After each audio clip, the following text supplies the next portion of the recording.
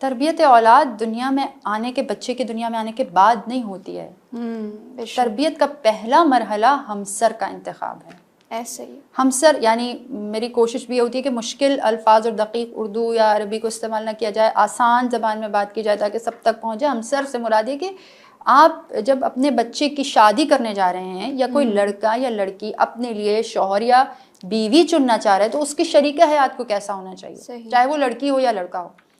تو اتنا خوبصورت ہے ہمارا دین کہ ہمیں تو کچھ محنت کرنے کی ضرورت ہی نہیں ہے, صرف علم حاصل کر کے عمل کرنا ہے, پیچھے پیچھے چلنا ہے بس. ہم نے اہل بیت کے اگر ہم یہ کام کر لینا خواہر, تو جو برائیاں اور مسائل معاشرے میں نظر آ رہے ہیں نا, یہ یقین کے ساتھ کہہ سکتی ہوں کہ 110% ختم ہو جائیں گے. مسئلہ کیا ہے؟ مسئلہ یہ کہ ہم خدا کی جانب سے, اہل بیت کی جانب سے تعلیمات مکمل آ چکی ہیں, یا تو ہمارے پاس پڑھنے کی فرصت نہیں ہے, بالکل, یا بدقسمتی سے جنہوں نے پڑھ لی ہیں ان کے پاس عمل کرنے کی فرصت نہیں ہے. جو مسائل کا ہم شکار ہیں, مثلا یہ روایت کہاں بیان ہوتی ہیں, ان کو بیان ہونا چاہیے, ممبر سے بھی بیان ہونا چاہیے, پروگرامز میں بھی بیان ہونا چاہیے کہ معصومین نے کلیئرلی, کوئی اس میں مشکل عربی اردو والی بات نہیں, کلیئر روایات ہیں کہ اپنے لیے ایک دیندار شریک حیات کا انتخاب کرو. اس میں بتائیے کہ سمجھنے میں کیا مشکل ہے؟ جو اتنی مشکلات معاشرے میں شادی کے بعد مسائل جو پیدا ہو رہے ہیں اور ہم دیکھ رہے ہیں کیوں آ رہی ہیں, کیا مشکل ہے اس جملے کو سمجھنے میں کہ اپنے لیے ایک دیندار شریک حیات کا انتخاب کرو. پیغمبر خدا نے فرمایا, ایک شخص امام رضا علیہ السلام کے پاس تشریف لایا اور اس نے کہا کہ ابن رسول اللہ, ایک شخص میری بیٹی کا رشتہ لے کر آیا ہے لیکن وہ بد اخلاق ہے, تو کیا میں اپنی بیٹی اس کو دے دوں؟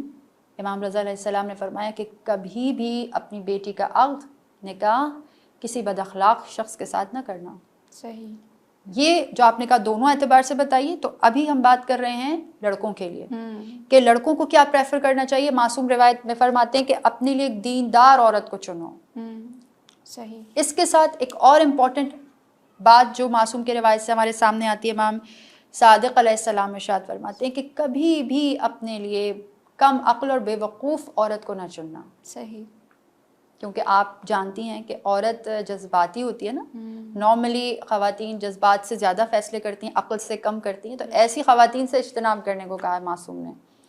فرمایا کہ کبھی بھی اپنے لیے کم عقل اور بے وقوف عورت کو نہ چنو. اس کی وجہ بھی بتائی, اس کی تباہی کے جو نقصانات ہوں گے وہ بھی بیان کیے. فرمایا اس لیے کہ اگر تم کم عقل اور بے وقوف عورت سے نکاح کرو گے تو یہ ساری زندگی تمہارے لیے درد سر بنی رہے گی اور تمہاری نسل اور اولاد جو ہے وہ تباہ ہو جائے گی. اللہ اکبر. اس لیے کہ ایک شعور رکھنے والی, آگہی رکھنے والی, جو دینی دنیاوی دونوں اعتبار سے باشعور عورت ہوگی نا, وہ اپنے گھر کو, گھرانے کو صرف فقط دنیا کے حساب سے نہیں چلائے گی.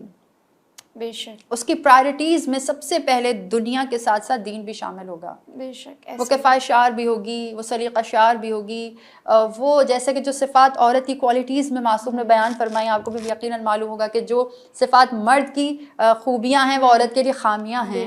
ٹھیک ہے, یعنی کہ عورت باشعور ہوگی, دین دنیا کا شعور رکھتی ہوگی, تو وہ فضول خرچ نہیں ہوگی. بے شک. اور ایک فضول خرچ عورت کبھی بھی اپنا گھر نہیں بنا سکتی, ایسا ہی اپنے بچوں کو اچھی تعلیم نہیں دلوا سکتی, اور پھر معاشرے اور دنیا کی جتنی فیسلٹیز وہ اویل کرنا اگر چاہتی ہے, جس کی کوئی ممانعت تھوڑی ہے. اچھا پہننا ہمارا حق ہے, اچھا کھانا ہمارا حق ہے, گھومنا تفریح کرنا ہمارا حق ہے.